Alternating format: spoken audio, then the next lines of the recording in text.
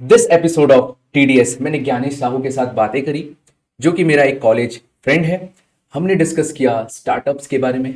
वो एक राइटर है, तो राइटर एज अ कैरियर, कैसे राइटर बने, कैसे स्टार्ट करे, उसका फ्यूचर स्कोप क्या है। और वो कंटेंट क्रिएटर भी है एज अ राइटर बहुत सारे ऑनलाइन प्लेटफॉर्म में। तो हमने इन सब चीज़ों के बारे में बातें करी। हमने मैनिफेस्टेशन के बारे में बातें करी। बिजनेस एनालिस्ट उनका जॉब प्रोफाइल है एक एमएनसी में, टॉप एमएनसी में, तो उसके बारे में भी हमने डिस्कशन किया। एंड साथ ही साथ MBA and all those stuffs के बारे में हमने बातें करी है। अगर आप चाहते हैं कैरियर में आगे बढ़ना इन सारे फील्ड्स में, तो ये वीडियो, ये एपिसोड आपके लिए है। इसको जरूर पूरा देखिए and don't forget to like, comment your feedback and subscribe this channel अगर आप चाहते हैं कि कंटिन्यूअस इंप्रूव होना एंड लर्न करते रहना। I hope you will enjoy this episode.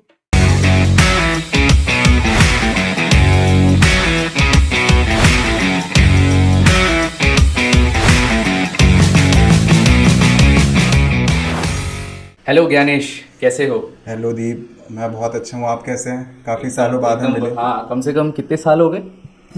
5 साल तो हो ही गए। 5 साल मेरे ख्याल से इंजीनियरिंग के बाद। हमने 2015 में इंजीनियरिंग किया था, 7 साल हो गए। उसके बाद शायद उतना। शायद मुझे याद है मैं एक बार आया था आपके अच्छा। यहाँ पे कुछ नोट्स लेने। हाँ, यस यस यस यस। सो कैसा है, कैसे हो और कैसा चल रहा है लाइफ? हाँ यार, लाइफ तो बहुत अच्छी चल रही है। फ्रेंकली स्पीकिंग, जब इंजीनियरिंग से निकला था तो जितना सोचा था उससे बहुत ही बेटर चल रहा है। तो हाँ। Life is fantastic I guess.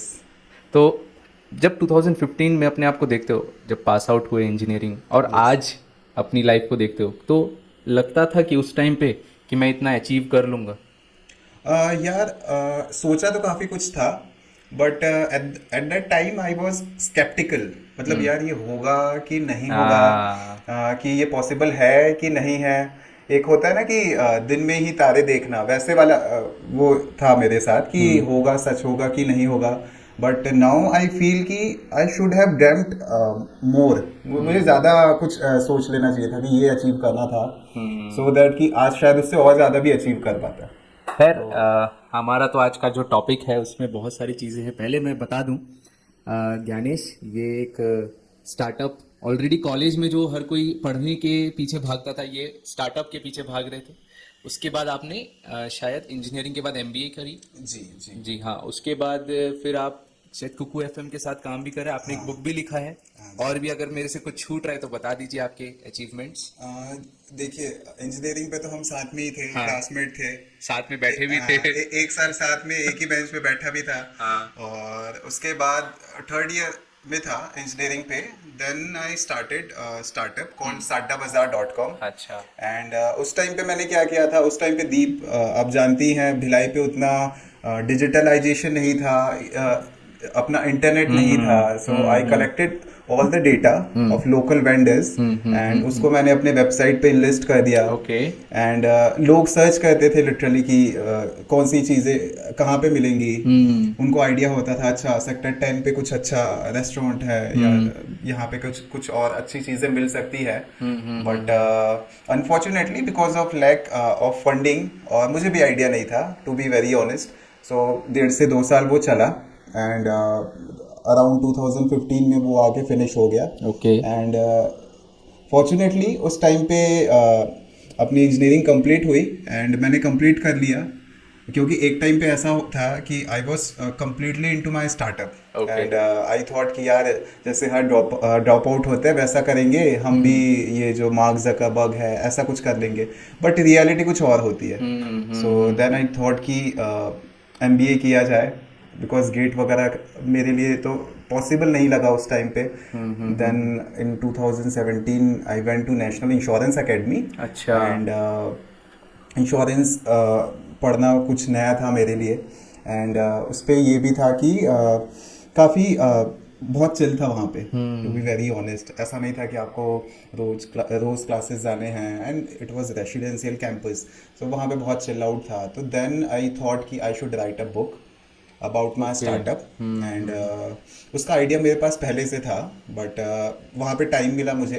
And then I wrote my first novel, startup from start. और वहाँ से मेरा लिटरेचर जर्नी स्टार्ट हुआ। ओके। एंड देन उसके बाद मैंने छोटे छोटे 2 और बुक्स है उस पे पार्टिसिपेट किया एज ए एंथोलॉजी बुक्स, वो अमेजोन पे अवेलेबल है।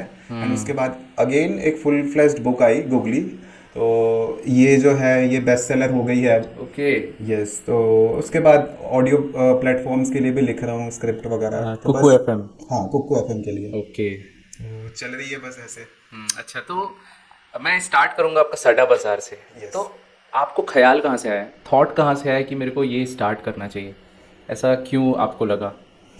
यार ये था कि when I was doing my engineering, आपको भी पता है मुझे आई वाज स्ट्रगलिंग बिकॉज मेरे बैक्स आ रहे थे, and somewhere down the line I thought कि यार नहीं है, इस चीज़ के लिए मैं नहीं बना हूँ। एंड आई थॉट कुछ तो करना चाहिए, I should give it a try.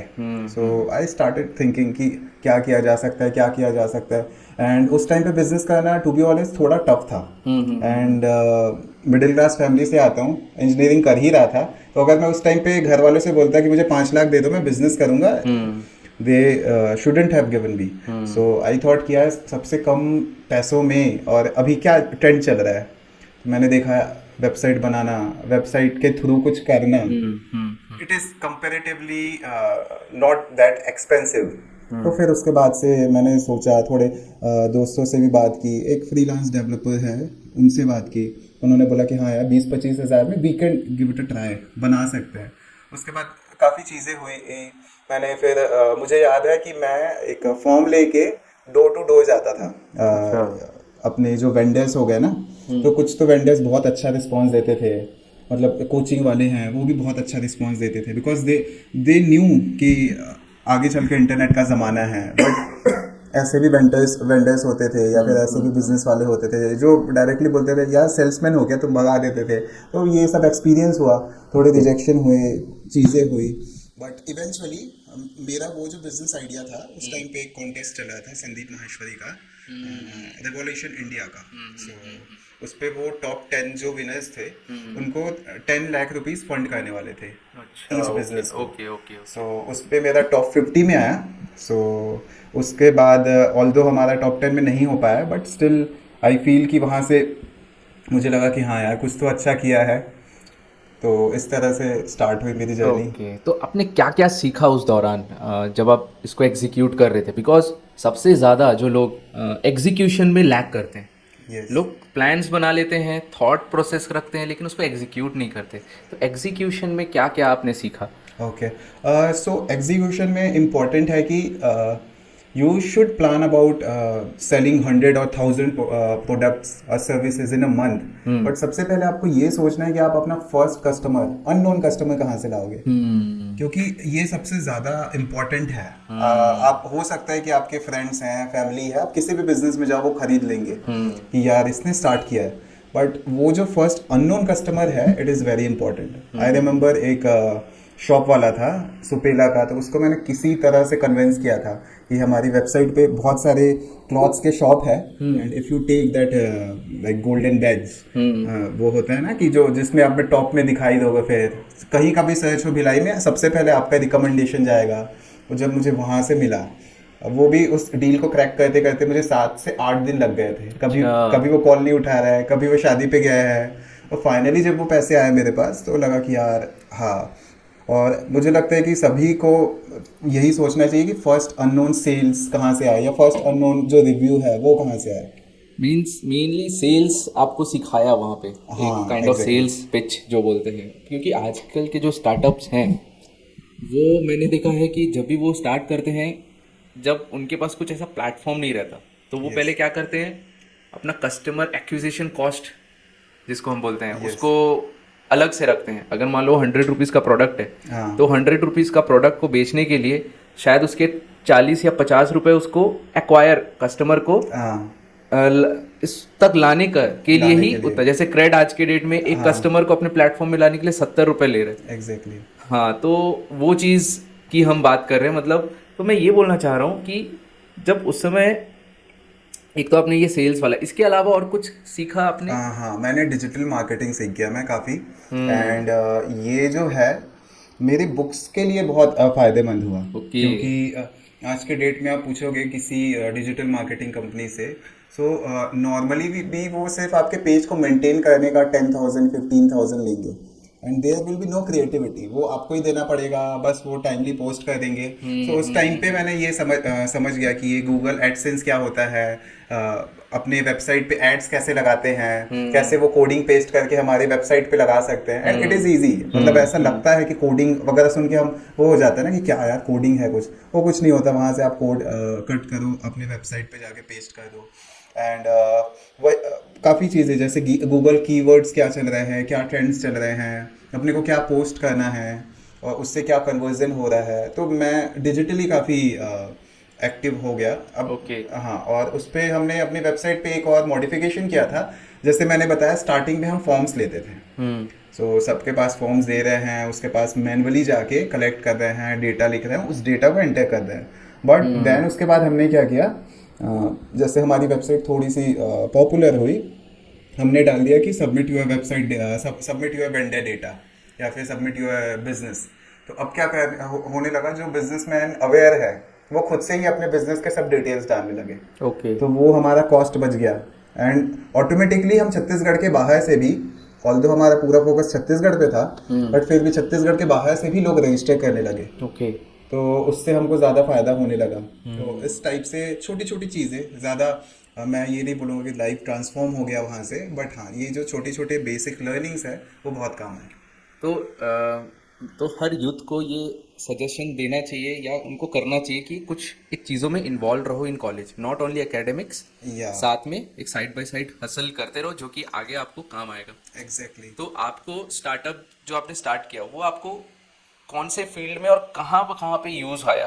Okay, तो सबसे पहले तो मेरे बुक के लिए काम आया, एंड बुक कैसे? क्योंकि ये जो स्टार्टअप फ्रॉम स्टार्ट बुक मैंने लिखा, it was based on my this venture only, Sadda Bazaar only. Okay. हाँ, और 20 से 30% जो स्टोरी है वो एज इट इज़ है। अच्छा। It was like that, and before that मुझे, I was very introvert, you also know that, मुझे स्टेज फियर था, मुझे लोगों से थोड़ा डर लगता था, नए लोगों से बात करने में।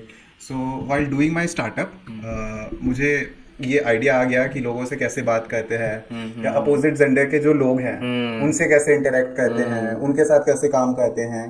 सो while going to while preparing for my MBA, वहाँ पे ये होता है ना, कैट, राइट?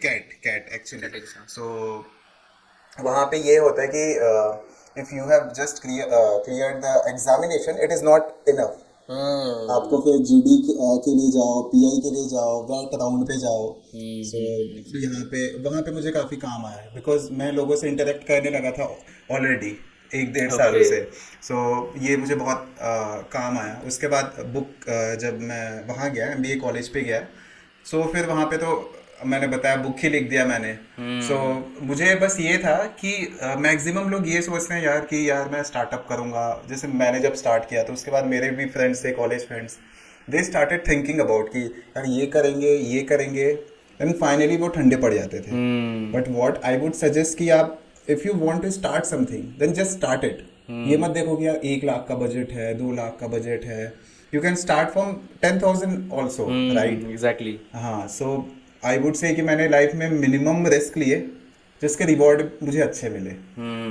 और कम रिस्क लेने का फायदा भी ये है कि you are not losing everything ना। बट एटलीस्ट ये हुआ ना कि साडा बाजार भले 2015 में क्लोज हो गया, लेकिन उसकी जो लर्निंग्स है वो आपको लाइफ टाइम आपके साथ में रहेंगी, Yes, क्योंकि exactly. एक्सपीरियंस की हुई चीज़ें कभी नहीं जाती रही हाँ, अपने exactly. अपने मतलब सबकॉन्शियस माइंड से। हाँ। अच्छा, तो इसके अलावा जैसे आपने जो बुक लिखा, आपने बोला आपने स्टार्टअप के ऊपर सबसे पहला बुक लिखा, यस। उसके बाद फिर ये गूगली करके हाँ, तो इसके बीच में दो मेरी और बुक आई थी, but it was not a full fledged novel. दो स्टोरीज आई थी, मतलब it's a part of a book, ऐसा था कि दो एंथोलॉजीज आई थी। First one is unloved and second one is chronicles from homeland. तो उस पे ऐसा था कि 8 जो रेप्यूटेड ऑथर्स है वो अपनी एक एक स्टोरी देंगे, एंड हाँ, तो वो था। And meanwhile I was preparing for this googly, and उसके बाद लॉकडाउन वगैरह आ गया तो ये थोड़ा लेट हो गया आने में। तो आपको बुक लिखने का थॉट कैसे आया? मतलब ये क्यों सोचा आपने कि मुझे बुक लिखनी चाहिए? ओके। सो इसके पीछे थोड़ा मेरे चाइल्डहुड पे जाना पड़ेगा। सो हम मम्मी पापा के साथ ऐसे ट्रिप वगैरह पे जाते हैं ना, नॉर्मली बच्चे बच्चे रहते हैं तो my father used to write travelogue, मतलब अच्छा। हाँ, इन अ डायरी कि आज हम यहाँ गए हाँ एंड हाँ। हमने ये देखा, यहाँ की चीज़ें ये अच्छी है। कहीं जैसे मैसूर गए उस टाइप, मतलब बहुत सारी वही जगह पे। हाँ डायरी जो मेंटेन करते थे हाँ हम, वो हाँ डायरी में ही लिखे हाँ। होंगे। And then I saw my mom writing poetries and all, one liners poetries, तो थोड़ा सा तो वो जीन में आ ही जाता है। एंड आई रिमेम्बर जब when I was in class 6, सो मैंने भी वो ट्रेवलॉग लिखा। आई वेंट टू कोलकाता, तो वहाँ पे मैंने थोड़ा थोड़ा लिखा था। तो अगर देखे तो मेरी राइटिंग की जर्नी की शुरुआत वहाँ से हो गई थी। ओके। तो उसके बाद मुझे आइडिया था कि मैं कभी ना कभी तो बुक लिखूंगा। सो मुझे जब मेरा स्टार्टअप का फेलियर हुआ, तो एक होता है कि जब आप किसी चीज़ पे पूरी दिल लगा के काम करते हो, फेल हो जाता है, so you need something to overcome it, मतलब जो उस चीज़ों को भुला दे, या आपका जो वो पेन है अंदर का वो निकल जाए। सो देन आई थॉट कि यार ये जो बुक मैं लिखूंगा, I would scribble all the things here, कि आने वाला जो भी पर्सन है वो पढ़े तो he should get the idea. तो वहाँ से वो स्टार्ट हुआ। Okay. Then I completely inclined towards literature. Okay. तो बेसिकली ये गूगली, ये जो बुक आपने बोला आपने मोस्ट सेलिंग अमेजोन पे, तो ये कितने कॉपीज अभी तक सेल हो चुके हैं? एक तो अप्रॉक्स आइडिया नहीं होता है, okay. But still more than 5 to 6 thousand people have read it. ये अभी हिंदी में है, सो अभी हम कोशिश कर रहे हैं कि इंग्लिश में भी आ जाए, सो दैट कि जो साउथ का बेल्ट है जहाँ पे हिंदी नहीं समझते लोग, वहाँ पे भी कवर हो जाए। व्हाट्स ऑल अबाउट, मतलब क्या है इस बुक में, मतलब ऐसा कि? Its light comedy, it's about cricket, और दोस्ती प्यार और क्रिकेट की गुगली, ये इसका ऐसा पंच लाइन है। ओके। तो इस पे 12th क्लास के स्टूडेंट्स होते हैं 2007 में, दे सॉ कि इंडिया 2007 वर्ल्ड कप से बाहर हो जाती है, and at the same time कुछ महीनों बाद ही शायद 2007 में ही वो देखते हैं कि T20 वर्ल्ड कप जीत जाती है। सो उनकी लाइफ में वही क्रिकेट होता है, उनका पैशन होता है, उनका फ्रेंड्स का एक ग्रुप होता है। फिर उनके लाइफ में कुछ गुगली ऐसी हो जाती है उसी साल पे कि काफ़ी लोग सेपरेट हो जाते हैं। फिर जब 2011 का वर्ल्ड कप आता है, तो उनके कुछ सपने होते हैं, वो भी 2011 के वर्ल्ड कप के साथ पूरे हो जाते हैं, तो उनका ग्रुप जो है कंप्लीट हो जाता है। So you can say it's a light comedy plus inspirational also, कि जो 12th के बच्चे हैं उनको समझ में आएगा पढ़ के कि हाँ भाई कैसे डिस्ट्रैक्ट नहीं होना है, हाँ, या क्योंकि 2011 में हम भी 12th में थे। हाँ हाँ। एग्जैक्टली। स्टोरी तो बहुत इंटरेस्टिंग लग रही है, मैं भी पढ़ूंगा इसे। श्योर। हाँ। तो बेसिकली ये बुक में आपने जो भी लिखा भी हिंदी में, अब इसको इंग्लिश में ट्रांसफॉर्म किया जा रहा है। ओके। सो इसके अलावा जैसे आप शायद कोको एफएम में भी जुड़े हुए हैं, यस। तो वहाँ पे कैसे आपको हुआ, या वैसा क्या था, कैसा हुआ ओके। वहाँ पे बेसिकली? ऐसा होता है कि आर्टिस्ट फील्ड पे, आर्टिस्टिक फील्ड पे आपको पहले पैसे भी नहीं मिलते, नेम भी नहीं मिलता। तो जैसे मुझे पहले नेम मिला, जैसे फर्स्ट मैंने जब लिखा अपनी बुक, तो I got interviewed by Zee News, and जो भी छोटे मोटे लोकल मीडिया है उनसे इंटरव्यू जी हुआ। न्यूज़ छोटे हाँ मोटे लोकल नहीं है। हाँ, मतलब जी न्यूज़ के अलावा एक भी जो है नेशनल नेशनल न्यूज़ के। चैनल है वो तो। हाँ, तो वहाँ से इंटरव्यूज़ वगैरह आए। सो फिर फर्स्ट टाइम जब होता है ना, it feels very good, but at the same time आपको मालूम होना चाहिए कि ये जस्ट वन टाइम है, and you should keep on focusing on your literature और आर्ट। तो उसके बाद सेकेंड टाइम पे हुआ, तो उस टाइम पे ये कमर्शियली भी सक्सेसफुल हो गया। मेरी first book, it was not commercially successful, although it was appreciated, but it was not commercially successful. But ये जब हिट हुआ, तो उसके बाद मुझे कॉल्स आने स्टार्ट हो गए ऐसे अलग अलग एफएम्स के, कि आप हमारे लिए लिखिए ये वो। So my job also in IT company. तो ऐसा था कि काफ़ी लोग ऐसे होते थे कि जो पैसों को लेके था कि पैसे नहीं देंगे या पैसे कम देंगे। सो फाइनली कुको एफएम ने मुझे एक अच्छा अमाउंट ऑफर किया पर प्रोजेक्ट के लिए, प्लस रॉयल्टी भी ऑफर किया।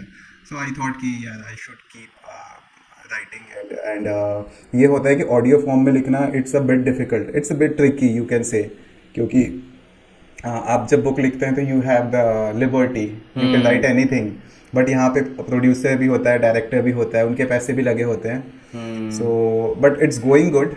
लास्ट 8 महीनों से मैं हूँ इनके साथ एसोसिएटेड हूँ, और अभी तक अप्रॉक्स मोर देन 1 मिलियन लोगों ने मेरे शो को सुन लिया है। ओके। यस। सो कैसा एक्सपीरियंस है वहाँ पे, क्या क्या सीखने को मिला कुकू एफएम में? ओके। सो जैसे राइटिंग है, book writing, you are a soul warrior, मतलब आपको नेम भी मिल रहा है, फेम भी मिल रहा है, सभी चीज़ें आप ही लाइमलाइट पे हो।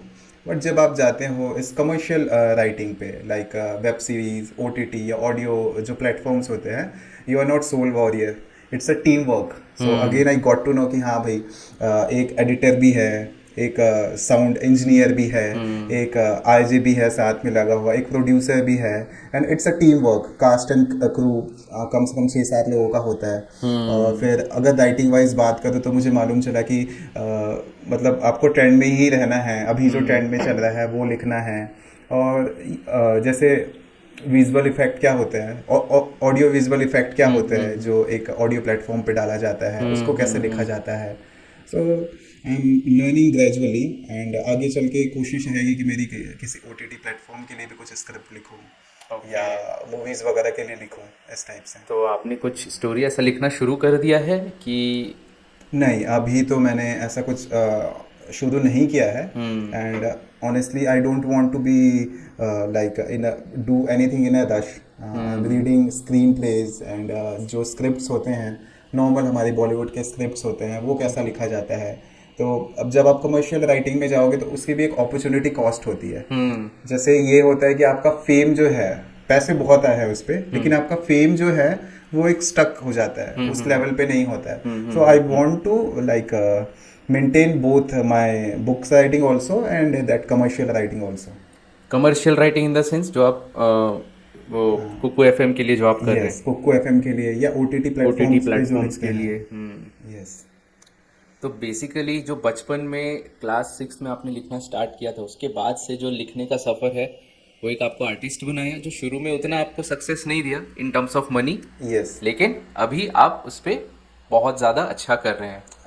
या तो एग्जैक्टली। हाँ, क्योंकि कोई स्टूडेंट ऐसा नहीं बोलता या कि मेरे को राइटर बनना है या एक आर्टिस्ट बनना है, ऐसा कोई सोचता ही नहीं है। यस। यस। अगर हम देखें आज के डेट में ऐसे बहुत सारे आर्टिस्ट हैं जो बहुत अच्छा पेंटिंग करके यूट्यूब से वो बहुत अच्छा कर रहे एग्जैक्टली, हैं। सीख रहे हैं वो।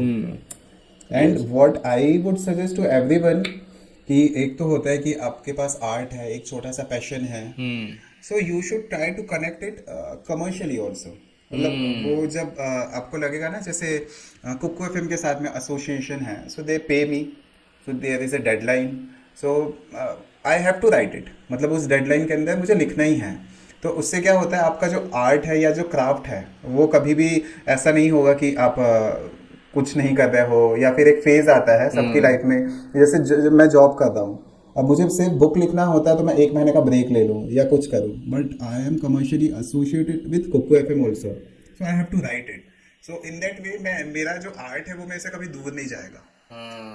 और दूसरी चीज़ मैं ये बोलूँगा कि किसी भी आर्ट के लिए आप 3 साल उसको दो। मुझे लगता है कि ये मेरा ऑलमोस्ट 3rd ईयर है, 3rd या 4th ईयर, तो तब जाके वो आपको दिखना चालू होगा। ओके, लिखना जो आपका आर्ट है आप जो बोल हाँ, रहे किसी भी आर्ट के लिए, पेंटिंग के लिए भी आप, या पेंटिंग हो, फोटोग्राफी हो, आप अगर उसको प्रॉपरली 3 साल दोगे, ऐसा नहीं कि रोज 6-6 घंटे, बट रोज अगर 1-1 घंटे, 2-2 घंटे भी दिए आपने 3 साल तक, देन यू विल फील कि हाँ, मैं अब रेडी हूँ मार्केट में जाने के लिए, मैं कुछ कमा सकता हूँ। एंड आपको जाने की भी ज़रूरत नहीं है, लोग आपको खुद ही नोटिस करेंगे। जैसे कुक्कू एफएम के लिए मैं उनके पास नहीं गया, they called me and they told me like they know me by this book and okay. they want to onboard me। तो ये चीज़ें हैं। तो यही है, मतलब आपके पास अगर कोई आर्ट है तो वो रहना चाहिए आपके साथ। आप जो आईटी कंपनी में बोल रहे थे जॉब प्रोफाइल, उसका जॉब प्रोफाइल क्या है वहाँ का? Okay. So I am a senior business analyst. Okay. Yes. So requirement gathering, या फिर डेवलपर्स के साथ या क्लाइंट के साथ उनके बीच में मीडिएटर बनना, स्टोरीज क्रिएट करना, ओके। और काफ़ी चीज़ें होती है वहाँ पे। Okay. So day to day life वही है। और ये होता है कि IT company pays you well and gives you more security so अभी तो मैं इसके साथ ही करता हूँ। तो बिजनेस एनालिस्ट तो मैं थोड़ी देर बाद आता हूँ, क्योंकि वो एक बहुत बड़ा टॉपिक हो जाता है। पहले हम यही राइटिंग वाला पार्ट को यस कंप्लीट यस। कर लेते हैं। अच्छा, कोई भी एक स्टूडेंट है या कोई भी बंदा अगर वो स्टार्ट करना चाहता है okay in the field of writing या एनी, है ना, तो उसको कहाँ से स्टार्ट करना चाहिए और क्या करना चाहिए उसको, ओके और कब से करना चाहिए? Okay. So what I would suggest कि before writing a book you should at least read 25 to 30 books. Okay. सो मुझे ये लगता है, और आप किसी से भी पूछोगे कि अगर आपको राइटिंग स्टार्ट करना है you should have the just of it, कि हाँ भाई कि लिखा कैसे जाता है, कहाँ पे पॉज लिया जाता है, किस पैराग्राफ को कितना लंबा खींचना है, किस कॉन्वर्सेशन को आपको बहुत शॉर्ट में ब्रीफ में बता देना है। So it is not something कि which can be taught, although बहुत सारे जो है राइटिंग क्लासेस चल रहे हैं, बट आप जितने बड़े ऑथर्स देखो उन्होंने किसी ने कोर्स नहीं किया। अभी भी जो बड़े ऑथर्स हैं वो कोर्स नहीं करके आते हैं, दे रीड इट कंटिन्यूअसली। तो आप एक रीडिंग की हैबिट लगा लो। जैसी आपकी एक अच्छी रीडिंग की हैबिट हो गई then you will automatically start writing. अगर आपके मन में है कि हाँ मुझे लिखना है, तो आप ऑटोमेटिकली खुद से ही सीन क्रिएट करोगे। Then you can start with story, small story, हो सकता है 2 पेज की हो, 1000 वर्ड्स की हो, 2000 वर्ड्स की हो, एंड ग्रेजुअली आप अपने आप को एक्सपेंड कर सकते हैं कि एक फुल फ्लैश नॉवेल लिख लिया या पोइट्री लिख लिया। एंड सेकंड थिंग कि आपको ये समझना है कि आपको लिखना कैसे है, किस टाइप के कंटेंट बनाना है। Because I know my friends जो एक पोइट्री लिखते हैं and then they make reel of it. Okay. हाँ, वो खुद ही उसको बोलते हैं किसी अच्छी जगह पे जाके editing and all, and they are getting maybe million views, but so they are very clear. But उन्हीं की बुक जो है वो ज्यादा नहीं बिक पा रही है, and they are clear and they are happy about it. So आपको ये डिसाइड करना है थोड़े दिनों के बाद कि मुझे क्या करना है, कमर्शियलाइज करने के लिए उसको। कमर्शियलाइज करने के लिए आपको क्या करना है। जैसे आई एम वेरी क्लियर कि मुझे बुक्स राइटिंग भी करनी है, पैरेलली कमर्शियल राइटिंग भी करनी है, ऑडियो बुक्स एंड ऑल। इसलिए मेरा ध्यान जो है इंस्टा रील्स वगैरह के कंटेंट पे नहीं है, एंड आई पर्सनली फील कि मैं उसमें अच्छा भी नहीं हूँ। कुछ जो राइटर्स होते हैं जिनके 1 लाइनर्स या 2 liners, it is very good, ऐसा सुन के ही लगता है यार ये तो मेरी लाइफ का बोला इसने कुछ। सो आपको कुछ दिनों बाद ये मालूम चलने लगेगा, तो आपको ये डिसाइड भी करना होगा, एंड फिर 2-3 सालों के बाद, इस प्रोसेस में ही आपको 2-3 साल तो लग जाएंगे, उसके बाद आप खुद ही डिसाइड कर सकते हैं। एग्जैक्टली। मैंने एक चीज़ फील किया है, मैं भी कुक्को एफएम का सब्सक्रिप्शन लेकर रखा हूँ, बट जब हम रीड करते हैं कोई भी बुक, उसमें जो फील आता है वो चीज़ हमको वो शॉर्ट समरी में उतना वो फील नहीं आ पाता है। सो आपको क्या लगता है कि इन फ्यूचर हमारा जो कंटेंट है, जैसे पहले वीडियोस होते थे 1-1 घंटे 1.5 आवर्स के, धीरे धीरे उसका इतना छोटा हो गया कि अब 60 सेकेंड्स में आ चुका है। तो क्या मैं ऐसा बोल सकता हूँ फ्यूचर जो है वो इसी चीज़ का है, शॉर्टर चीज़ों का, कि लाइक एक बुक को पढ़ने में 1 वीक लगता है, लेकिन उसको हम कुकू एफएम में 1 दिन या 2 दिन में फिनिश कर सकते हैं। यस। क्या यही फ्यूचर है? अनफॉर्चुनेटली यस, बिकॉज हम देख सकते हैं कि पहले टेस्ट मैचेस होते थे बस क्रिकेट में, फिर वनडे हुए वो 60 ओवर के होते थे। जो इंडिया ने वर्ल्ड कप जीता था 63 में, हाँ 60 ओवर, हाँ। उसके बाद 50 ओवर्स आए, फिर 20 ओवर्स आए, अभी एक कुछ 100 बॉल फॉर्मेट भी चल रहा है। हाँ, 100 बॉल फॉर्मेट, एग्जैक्टली। तो इसी तरह का चीज़ें हमारे साथ भी हो रही है। पहले लोग बड़ी बड़ी किताबें पढ़ लेते थे। मैं एक एडिशन देख रहा था, उस पे एक हिंदी बुक का एडिशन था 1970 का या 1975 समथिंग का, तो उस पे 1 लाख किताबें छापी गई थी फर्स्ट एडिशन में। सो लोग उस टाइम पे थे पढ़ने के लिए, इसीलिए 1 लाख किताबें छापी गई थी। लेकिन but now people are not that interested towards reading a book, और लाइफस्टाइल भी ऐसी हो गई है कि ये अब एक एलाइट क्लास में आ गया है, you know I read a book, ऐसा करके एक जो एलाइट क्लास में वो शिफ्ट होते जा रहा है।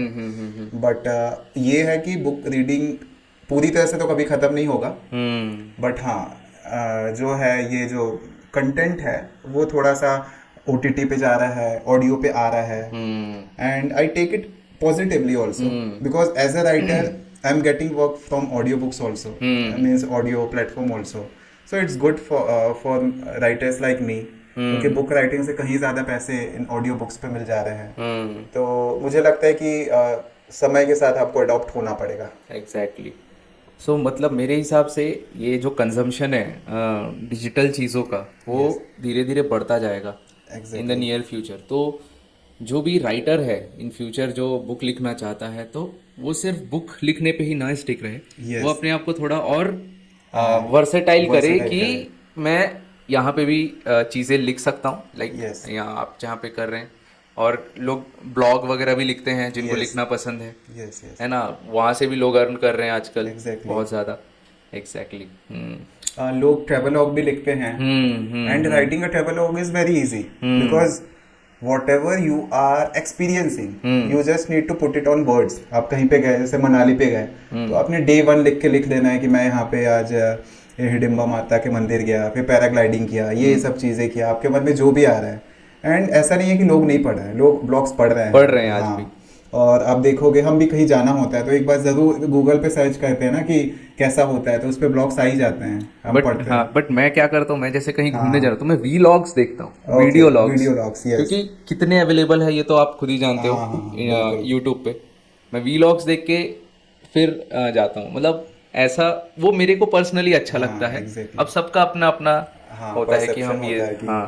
तो आपको लगता है कि जो ब्लॉग्स लिख रहे हैं, है ना, वो उन लोगों को आगे भी इसको कंटिन्यू करना चाहिए लिखने में, या उसको कुछ और देखना चाहिए? मुझे लगता है कि उनको कुछ तो अल्टरनेटिव भी देखना चाहिए। जैसे आपने बोला, वैसे ही 95% ऑडियंस सोचती है, वो कहीं जाने से पहले गूगल कहती है, गूगल नहीं, यूट्यूब कहती है कि हाँ भाई क्या है यहाँ पे, वो सारी चीज़ें, कौन से होटल्स हैं। और ब्लॉगर्स मैंने भी देखे हैं, वो सब दिखा देते हैं आपको कि ये इतने में मिल रहा है, ये एक्सपेंसिव है, ये होटल ठीक नहीं है। सो बट मुझे लगता है कि हर चीज़ों के लिए कंटेंट तो चाहिए। एंड जैसे ब्लॉगर्स हैं, उनको कंटेंट की ज़रूरत नहीं होती अलग से, लेकिन I know a lot of YouTubers जिनके पास एक कंटेंट क्रिएटर होता है, वो खुद नहीं लिखते हैं। वो जैसे मैं बताऊं, जैसे टेक ब्लॉगर्स होते हैं, वो जानते तो हैं चीज़ों के बारे में, वो थोड़ा फ्रेम करके दे देंगे अपने कंटेंट क्रिएटर को, and he will write it and make it interesting. So ऐसा नहीं है कि कंटेंट क्रिएटर्स, स्पेशली राइटर्स के लिए स्कोप खत्म हो रहा है यूट्यूब में जाने से। आप देखोगे जितने भी बड़े चैनल्स होते हैं, सभी के पास एक कंटेंट क्रिएटर या स्क्रिप्ट राइटर्स होता है। Okay, yes, even Kapil Sharma show में, forget about Kapil Sharma show also, KBC, हमें लगता है कि सभी चीज़ें इम्प्रॉम्प्टू हो रही है, स्क्रिप्ट राइटिंग होती है वहाँ पे भी, वहाँ का भी स्क्रिप्ट होता है जो कि हमें समझ नहीं आता, but there is a script writer for that. Reality shows also, reality shows से लेकर मूवीज ले लो आप, जैसे साउथ इंडियंस में तो अभी कितनी ब्लॉकबस्टर मूवीज आ रही है। मतलब राइटर के लिए कुछ एंड ये नहीं है, मतलब आप कहीं पे भी जा सकते हो, स्पेशली जो यूट्यूब का आज के ज़माने में मैंने देखा है कि यूट्यूब पे आप कर सकते हो, प्लेटफॉर्म लाइक कुकू एफएम में आप कर सकते हो, ऐसे ही और भी बहुत सारे प्लेटफॉर्म होंगे जहाँ पे आप अपनी राइटिंग स्किल्स दिखा के you can commercialize it. Yes, and one more thing I want to add कि कंटेंट राइटिंग भी बहुत चल रहा है। लाइक उस पे ये है कि आपको एक वेबसाइट है, एक स्टार्टअप है, they will give you their product and आपको उसके बारे में लिखना है, उसके बारे में जान के लिखना है। एंड ये बहुत अच्छा चल रहा है। जैसे बहुत सारे वेबसाइट्स होते हैं, freelancing websites, Fiverr, upgrade, like that. आप वहाँ पे जाओ, खुद को रजिस्टर करो, आपको ऑर्डर मिलने स्टार्ट हो जाते हैं। Even I have done it, means मैंने 2 साल के लिए ऐसे ही लिखे हैं, ऐसे ऐसे प्रोडक्ट के लिए लिखे हैं। मतलब कभी मैं टेडी बियर के बारे में लिख रहा हूँ, कभी मैं किसी और के बारे में लिख रहा हूँ। सो राइटिंग एक बहुत बड़ा मतलब है market, but you need to find it कि हमें कहाँ लिखना है, कहाँ से मुझे पैसे मिल सकते हैं। ओके, बट एक राइटर है, उसको मतलब how much he can earn yearly, अगर वो कोई मतलब एक रेंज मैं पूछ रहा हूँ। ओके, सो आई फील कि आराम से आप 4-5 लाख रुपए इजीली कमा सकते हैं ईयरली। मतलब मैं नॉर्मल राइटर्स की बात कर रहा हूँ, लाइक मी, जो अभी ज़्यादा फेमस नहीं हुए हैं, they are just growing and earning. And मुझे लगता है कि 2 से 2.5 करोड़, जैसे अमीश जैसा राइटर है, उसने एक इंटरव्यू में बताया था कि 150 करोड़ के रेवेन्यू की उसकी बुक्स बिक गई है अभी तक। ओके, यस, सो ऐसा है कि काफ़ी पैसे मिलते हैं। एंड इन कमर्शियल राइटिंग बहुत ज़्यादा पैसे हैं। बॉलीवुड में चले जाओ, स्क्रिप्ट राइटिंग में चले जाओ, चीजों के लिए आपको पैशन चाहिए रहेगा, ये यस है, एग्जैक्टली। तभी आप इसमें सस्टेन कर पाओगे। नहीं तो शुरू में जो फेज रहता है 1-2 साल का, जो एक यूट्यूबर की लाइफ में भी रहता एग्जैक्टली है ना, बहुत सारे इसमें रहता है, जो आपको 1-2 साल का स्ट्रगल देखना ही पड़ता है, देखना वहां ही पे अगर पड़ता आप सस्टेन करके तो फिर आप आगे तो निकल ही जाओगे। है एग्जैक्टली। जैसे हमारी जॉब भी लगती है, तो हम ऐसा तो नहीं है सिर्फ 4 साल के इंजीनियरिंग में हाँ। दे हमने 10th किया, 12th किया, और उसके बाद ग्रेजुएशन किया, फिर पोस्ट ग्रेजुएशन भी लोग करते हैं, फिर जाके उसके बेसिस पे जॉब लगती है, हम्म। फिर जाके आपको एक अच्छा सा पैकेज मिलता है जैसा भी है।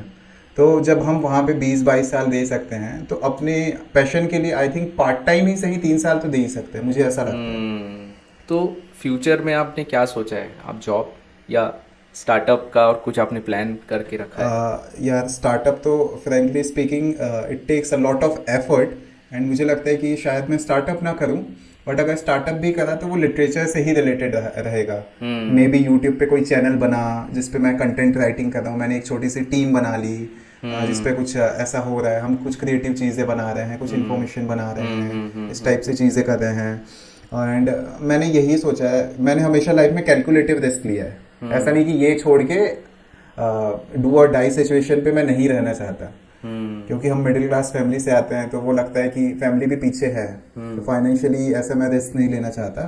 तो जिस दिन मुझे लगेगा कि हाँ मैं अपनी राइटिंग से मे बी 2 times या 3 times मोर कमा रहा हूँ अपने पैकेज से per year, then I will quit.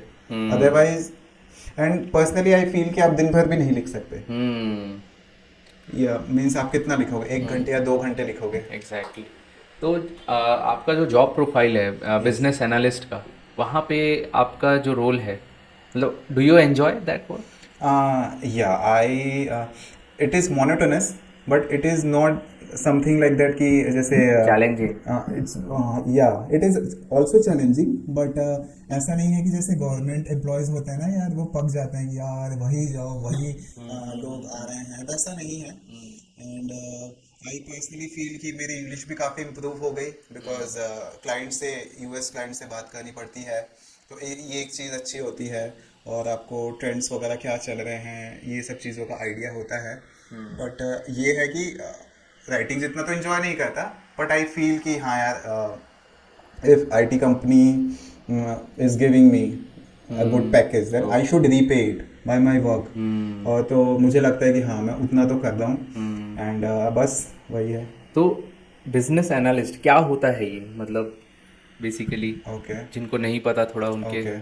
So business analyst is something who takes the requirements from client. मतलब क्लाइंट से जो भी रिक्वायरमेंट ले लिए, जैसे सपोज हम एक ऐप बना रहे हैं या एक प्लेटफॉर्म बना रहे हैं, सो client give us the information, all information, कि हमको इस ऐप में ये चाहिए, साइन इन का ये चाहिए, this kind of options we need, so we make BRD, business requirement document, कि उसके क्या क्या what are the things which will be in our scope, और कौन सी चीज़ें आउट ऑफ स्कोप रहेंगी, ये सब चीज़ें हम बना लेते हैं, and we convert it to FRD, it is functional requirement document. तो ये हम अपने जो डेवलपमेंट टीम है उनको डिलीवर कर देते हैं, and they start making the platform और समथिंग मीन्स ऐप। तो हम फिर उसको रिव्यू करते हैं, इज इट वर्किंग फाइन और नॉट, और उसके बाद ये मतलब क्लाइंट को डिलीवर कर देते हैं।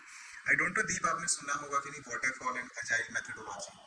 So okay, so IT companies में ये है, होता है कि हम फॉलो करते हैं वाटरफॉल या agile methodology, we follow it. So यहाँ पे भी होते हैं कुछ कुछ rules and regulation, so we have to abide by it, and that's how work गोस।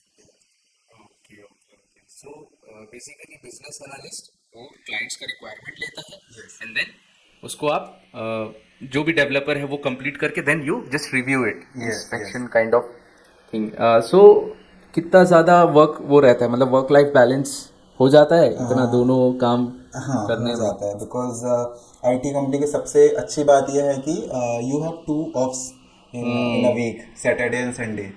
सो कितना भी टायरिंग डे रहे, आप थोड़ा तो पढ़ ही लेते हो रात को आके, कुछ बुक्स पढ़ लिया, even though you are not writing anything, so ये हो जाता है। और आईटी कंपनी में जॉब कंपैरेटिवली कम होता है, अगर आप दूसरे कॉर्पोरेट फील्ड्स पे जाओ तो, वहाँ पे काफ़ी होता है and it depends on project to projects also, so you have to maintain it, okay. क्योंकि इट्स योर पैशन, कंपनी को उससे लेना देना नहीं है, तो आपको you have to be aware and थोड़ा सा कम सोशलाइज करेंगे, मतलब थोड़ा सा तो कुछ अपॉर्चुनिटी कॉस्ट हर चीज़ों का होता है, तो कम सोशलाइज करें। अब हर वीकेंड पे आप बाहर जा रहे हैं तो शायद आप लिख नहीं पाए, तो ये सब चीज़ों को अपॉर्चुनिटी कॉस्ट आपको पहले ही देख लेना है कि जैसे मुझे आइडिया था कि मैं अगर राइटिंग करूँगा तो मेरे फ्रेंड्स कम हो जाएंगे, इंटरेक्शन कम होगा, बातें कम होंगी, and I am ready for it, क्योंकि मुझे मालूम है ये opportunity cost and I am ready to pay it. तो ये आपको डिसाइड कर लेना चाहिए, you can't get everything in life, ये है। एग्जैक्टली। तो ये जो आपका जर्नी रहा, आप पहले मैकेनिकल इंजीनियर थे, उसके बाद आप एमबीए में स्विच किए, इसके पीछे कुछ रीजन है या? यस दीप, एक्चुअली फर्स्टली मैं जो है हिंदी मीडियम से रहा था, ठीक है, उस टाइम पे हमारे, और आज आप राइटिंग इंग्लिश में कर रहे हैं? हाँ राइटिंग इंग्लिश और हिंदी दोनों में करता कितना हूँ। अच्छा, राइटिंग हिंदी एंड इंग्लिश दोनों में, तो आपका bilingual बहुत होता अच्छा है। ट्रांसफॉर्मेशन है। हाँ ये उनके लिए बहुत ज़्यादा इंस्पिरेशन होगा जो हिंदी मीडियम से आते हैं। हाँ, यू ऑल्सो रिमेम्बर, मैं तुमसे पूछा करता था कि हाँ, हम इसका लोग मीनिंग बातें क्या किया है, करते थे। बातें क्या करते थे ये सब। तो उस टाइम पे क्या था ना, जब 9th और 10th में था तो भिलाई और दुर्ग पे इतनी स्पोकन इंग्लिश क्लासेस थे ना, बहुत। बहुत हर गली पे थे, अभी तो फिर नहीं मिलते उतने। सो एट दैट टाइम मुझे लगता था यार मुझे भी इंग्लिश सीखना है। मैं जब नॉवेल्स इंग्लिश में देखता था तो लगता था यार काश मैं इसको पढ़ पाता। सो दीप, मैं सच्ची बताऊं, दैट टाइम मुझे बस ये लगता था कि मैं हिंदी बोलते बोलते इंग्लिश के कुछ वर्ड मिक्स कर दूं उसमें, जैसे लाइक बोले या ऐसे छोटे छोटे कॉम्प्लेक्सिटीज, ऐसा कुछ ना हिंदी में ही बोलते बोलते बीच में कुछ कुछ वर्ड डाल लो, तो वो एक अच्छा साउंड करेगा, जैसे मूवीज वगैरह देख के लगता था मुझे।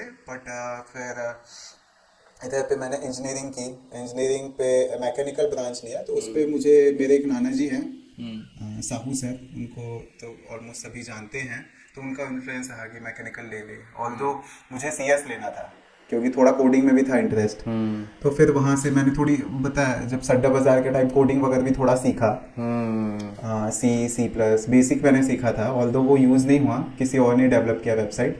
तो उसके बाद मैकेनिकल इंजीनियरिंग में आई वॉज स्ट्रगलिंग, तो आई रियलाइज्ड कि यार फर्स्ट थिंग इसकी मैं इंट्रोवर्ट हूँ और मुझे खुलना है, मुझे थोड़ा सा ना दुनिया देखना है, ये कैसे होता है क्या होता है। तो मैंने देखा फर्स्ट ऑप्शन तो यही होता है गवर्नमेंट एग्ज़ाम्स बैंकिंग के लिए, बाकी के जो नॉर्मल CGPS CPSC के एग्ज़ाम्स। मैंने खुद को एनालाइज किया, मैंने बोला नहीं यार नहीं हो पाएगा मेरे से उतना अच्छा से, क्योंकि I was not that focused. और सेकंड था गेट के लिए, तो उसके लिए मेरे कॉन्सेप्ट एक्चुअली क्लियर थे नहीं बिल्कुल भी, चाहे वो थर्मोडायनेमिक्स हो और काफ़ी और भी जो सब्जेक्ट है वो सब था नहीं, तो मैंने बोला ये ऑप्शन भी नहीं जाऊंगा, तो मेरे पास एक ऑप्शन था MBA का, तो बस वही था। मैं वो भी मैंने कैजुअली ही स्टार्ट किया था because I was busy with my startup. तो फिर बट ये था कि इस पे एक और स्टोरी है, मुझे किसी ने MBA at 16 दिया था, एक बुक है सुब्रतो बागची की, तो वो भी मैं ढंग से नहीं पढ़ पा रहा था, इंग्लिश में थी। सो आई थॉट कि यार I need to work on my English कैसे भी। तो फिर मैंने अच्छी अच्छी जगह से 2-3 बार, मैंने कम से कम अपनी लाइफ पे 4 बार इंग्लिश स्पोकन की क्लासेस लगाई हूँ। क्लास 8 से मैं गया हूँ, जब तक मेरा इंजीनियरिंग कंप्लीट हुआ तब तक, अरे कहीं ना कहीं and finally I think I made it. मतलब अब मेरे से कोई बात करता है तो उनको नहीं समझ आता है कि हाँ मैंने ये इस फेजेस से हो के मैं गुजरा हूँ। सो इट फील्स गुड कि हाँ। और उसके बाद वही था कि MBA में आने का मेरा मकसद यही था कि मेरे को पर्सनालिटी बेटर करना था अपना, पर्सनल इंटरव्यू में, ग्रुप डिस्कशन पे, how to initiate the topic. तुमको याद ही होगा क्लास में मैंने आज तक अपने इंजीनियरिंग के टाइम कभी किसी चीज़ का आंसर दिया नहीं, या किसी चीज़ में ढंग से पार्टिसिपेट नहीं किया। तो उस टाइम पे आई वॉज वेरी टिमिड, लड़कियों से भी बात नहीं होती थी। So I wanted to transform my personality and उसके बाद MBA जाने के बाद तो काफ़ी खुल गया, और फिर बस ऐसे ही चल रहा है। ओके, सो ये तो बहुत अच्छा लगा, ये जर्नी आपका जो भी था। थोड़ा सा हम इसके बारे में भी डिस्कशन करना चाहेंगे। आपका आपने जो कैट के थ्रू सिलेक्शन हुआ, आपके कॉलेज का नाम आपने क्या बताया? National insurance academy. National insurance academy. उसके लिए कैट में कितना परसेंटाइल चाहिए रहता है? देखो कैट के थ्रू तो मतलब मेरे उतने अच्छे मार्क्स नहीं आए थे, कुछ 85 परसेंटाइल ही आया था, but in CMAT it was around 96 और 97 परसेंटाइल। और मैं खुद क्वांट का एक टीचिंग भी कर रहा था, मतलब बच्चों को बैंकिंग एक्सपीरियंस को पढ़ा रहा था। तो मेरे लिए भी ज़रूरी था कि क्वांट में तो अच्छा है, तो उस पे मेरे 99.9 परसेंटाइल कुछ आए थे। तो बेसिकली मैकेनिकल इंजीनियरिंग से आपने ये डिसाइड कर लिया था कि ये मेरे टेस्ट का नहीं है, तो Yes. एमबीए चूज़ कर लिया। तो कैट की प्रिपरेशन किए, मतलब जो भी एग्ज़ाम्स की आपने प्रिपरेशन किया उसमें परसेंट, मतलब आपके माइंड में ये था कि क्लियर थे, क्रिस्टल क्लियर थे कि मेरे को इंजीनियरिंग तो आगे इस फील्ड में तो जाना नहीं है, यस। है ना। मतलब ये आज के डेट में इवन दो जो फाइनल ईयर में आ जाते हैं स्टूडेंट्स, उन लोगों को एक ईगो टाइप का आ जाता है, या फिर ऐसा लग जाता है कि मैंने 4 साल इंजीनियरिंग करी, अब मैं इसको छोड़ूंगा नहीं। हाँ, ये तो तो होता उनके है। लिए छोड़ना बहुत मुश्किल हो जाता है, कुछ लोग ऐसे रहते हैं। तो ये आपने सबसे पहले तो सही टाइम पे सही डिसीजन लिया। दूसरा, इवन दो आपने बताया कि आपका जो परसेंटाइल था उतना अच्छा नहीं था, तो आपने फिर भी कॉलेज गए, आपका इतने अच्छे प्लेसमेंट, इतना अच्छा जॉब प्रोफाइल में, और वो भी इतनी अच्छी रेप्यूटेड कंपनी में, है ना। वो कैसे हुआ आपका selection? Okay, so first thing is that कि व्हाट आई फील कि you need to let it go. Hmm. चाहे अपने को लगता है हमने 4 साल इंजीनियरिंग कर ली, उसके साथ एक अटैचमेंट हो जाता है। हमको ये लगता है कि यार कुछ नहीं तो बेसिक्स तो आता है, but you need to see the reality. कि मुझे ये मालूम था कि ठीक है बेसिक आता है, but it is not enough. 4 सालों के बाद आपको बेसिक नहीं आना चाहिए, आपके पूरे कॉन्सेप्ट जो है, बेसिक कॉन्सेप्ट एटलीस्ट क्लियर होने चाहिए। एंड मेरे साथ वो नहीं था, सो आई थॉट कि हाँ ये मेरे साथ है। एंड सेकंड चीज़ यही थी कि मुझे अपनी पर्सनालिटी ग्रो करनी थी। और अगर मैं किसी गवर्नमेंट एग्ज़ाम के लिए तैयारी करता है, जैसा भी उस फील्ड में जाता, तो मुझे लगा कि मैं नहीं कर पाऊँगा। और एक यूपीएससी सीजीपीएससी का भी ऑप्शन था, तो वो भी मुझे मालूम था कि व्हाट आर माय लिमिटेशंस। तो मेरे एक ठीक ठाक सा परसेंटाइल आ गया था। It was not very good, but वो it was not very bad also. So C MAT में। हाँ, सी मैट में अच्छा था। तो फिर मैंने ये देखा कि इस परसेंटाइल के रेंज में कौन से अच्छे कॉलेज हैं। तो एक तो बहुत सारे कॉलेजेस होते हैं, बट उस पर भी मैंने नेशनल इंश्योरेंस एकेडमी देखा। बिकॉज इंश्योरेंस के लिए, पर्टिकुलर इंश्योरेंस के नीश के लिए इंडिया में 2 या 3 ही कॉलेजेस हैं। और अपना जो कॉलेज है इट इज़ नंबर 1। मार्केट में इसका रेपुटेशन काफ़ी ज़्यादा है। And I don't know why it was not popular that time. So मुझे मालूम चला, मैंने लोगों से पूछा, तो लोगों ने बताया कि काफ़ी अच्छा कॉलेज है और 100% प्लेसमेंट है। तो मेरी प्रायोरिटी तो फर्स्टली यही थी कि 100% प्लेसमेंट हो। एंड ऐसा नहीं कि बहुत सारे कॉलेजेस लिख देते हैं, but you need to verify it कि एक्चुअली 100% है कि नहीं। So when I went for GDPI, वहाँ के मैंने सीनियर सुपर सीनियर्स के लिंक निकाल के उनसे पूछा, तो they said no no no, you will get placed, आपके कैसे भी मार्क्स रहे कुछ रहे। और उसके बाद ये था कि यहाँ पे मैं मैनिफेस्टेशन का भी थोड़ा सी बात बताना चाहूँगा कि मेरे मार्क्स वहाँ भी कोई बहुत अच्छे नहीं थे, बट अपने को मालूम था 0 डे होता है अपना एक, उस दिन आपके पास होता है कि आप उन 4-5 कंपनियों का एक लिस्ट होता है जो आपने जीडीपीआई के प्रोसेस के दौरान आपने क्वालिफाई किया होता है। तो मेरे पास भी ऐसी 5 कंपनियों का लिस्ट था, एंड फर्स्ट में था इन्फोसिस। एंड वो मैंने पहले से ही वो मैनिफेस्ट करके रखा था कि it will be my first company and I will get selected there. Okay. हाँ, सो मुझे ये लगता है कि आपको चीज़ों को मैनिफेस्ट करके रखना होगा। और एक महीने या 2 महीने पहले से मैंने उसके प्रिपरेशन स्टार्ट कर दी थी कॉलेज पे ही।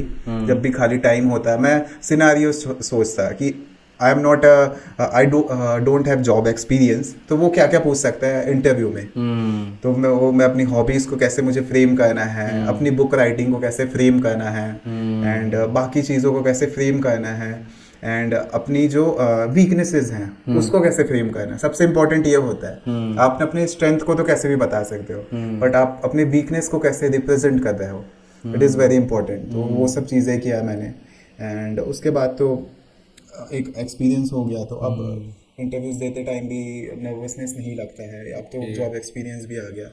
तो व्हाट आई वुड सजेस्ट कि आप एक अच्छे कॉलेज में जाओ, it is very very very important अगर आपको जॉब चाहिए। ऑल्दो मार्केट में बहुत सारे ओपन इंटरव्यूज होते हैं या फिर अलग अलग ड्राइव्स होते हैं, प्लेसमेंट ड्राइव्स।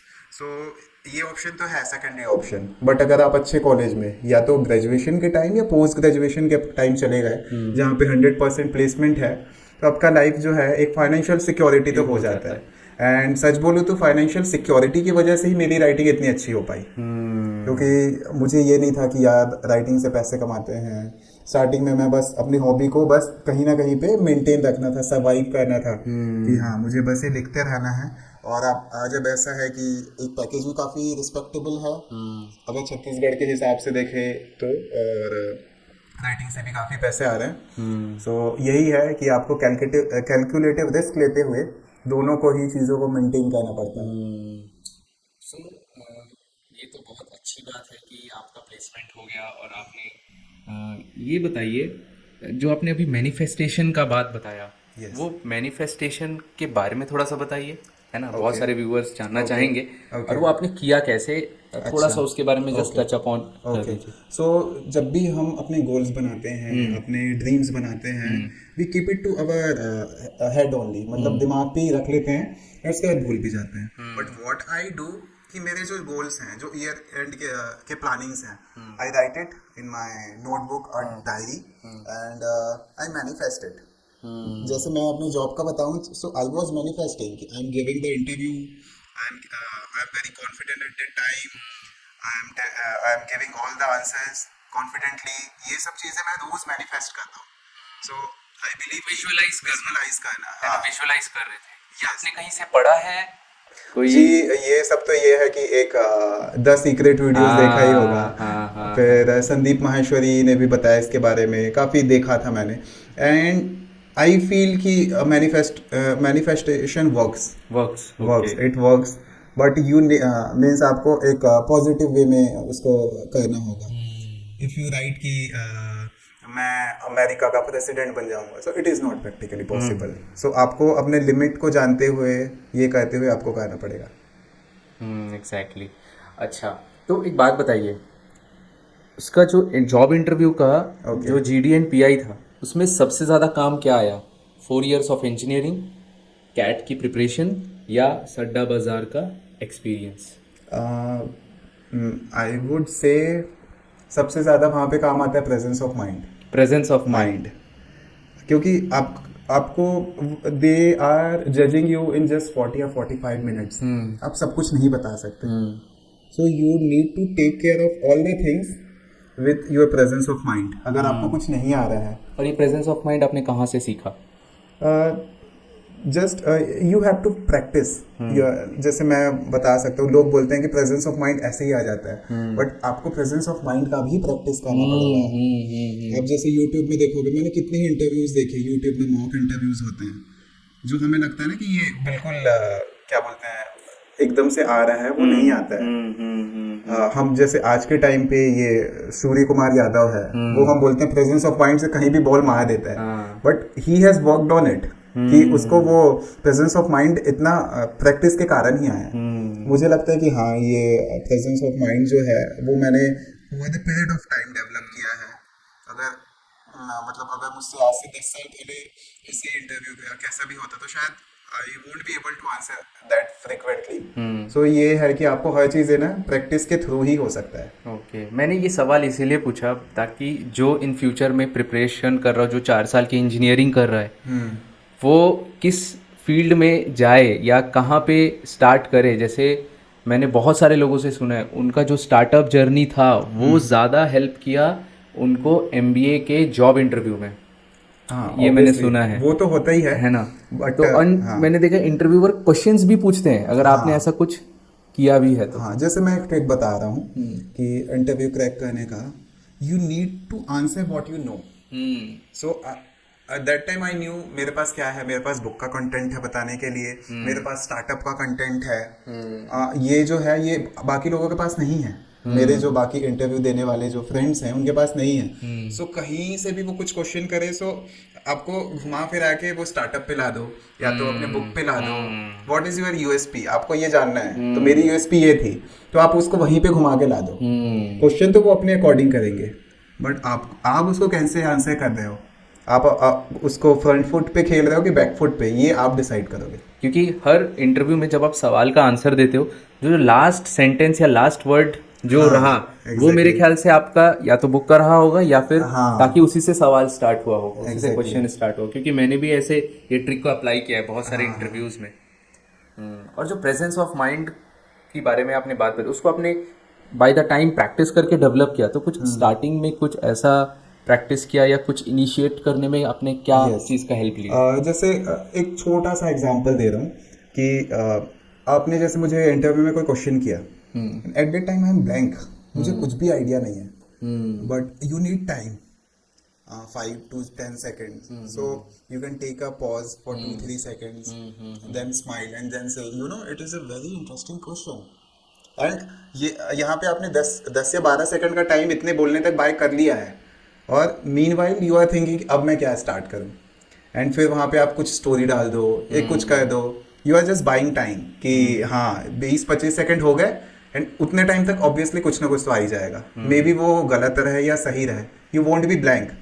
तो ये सब छोटी छोटी चीज़ें हैं, आपको ये समझना पड़ेगा। अभी भी मैं जब इंटरव्यू देता हूँ, कभी कभी वो बहुत टेक्निकल क्वेश्चन कर देते हैं, तो आपको थोड़ा सा बताना पड़ेगा, मीन्स कि मुझे अभी डायरेक्टली तो नहीं पता है, but I have heard of this terminology while doing this project, ये सब चीज़ें हैं। तो यही छोटी छोटी चीज़ें, यही प्रेजेंस ऑफ माइंड है, मुझे लगता है। ओके ओके, वेल ज्ञानेश, बहुत अच्छा लगा आज आपसे बात करके। मैं पर्सनली बहुत चीज़ें सीखा आपसे ये बात करते वक्त, एंड मैं उम्मीद करता हूँ मेरे जो व्यूअर्स हैं, सब्सक्राइबर्स हैं, वो भी सीखेंगे आपकी बातों से। एंड मैं अगेन आपको इनवाइट करना चाहूँगा फिर से, कभी हम और किसी टॉपिक पे और अच्छे से हम हाँ, बात करेंगे। एंड आपको कैसा लगा? Firstly thank you so much Deep for inviting me. मैं हैदराबाद से आया, अचानक आपका मैसेज आया, और देखो चीज़ों को जब होना होता है तो वो हो ही जाती है। मैं अभी आया हूँ, और अभी मुझे पुणे भी जाना है कुछ दिनों में, तो उसके बीच में ये ऐसा टाइम निकल गया। So I wish you all the best. And काफ़ी दिनों से मैं कोशिश मतलब ऐसा मुझे लगता है कि हाँ मेरे दिल की बातें निकलनी चाहिए, तो वो निकल गया, आपने एक प्लेटफॉर्म दिया, एंड आई एम श्योर कि जितने भी लिसनर्स होंगे, जो भी देखेगा वीडियोस, वो कुछ ना कुछ तो लर्न करके जाएगा। बिल्कुल बिल्कुल बिल्कुल, and thank you for this book. या थैंक यू सो मच।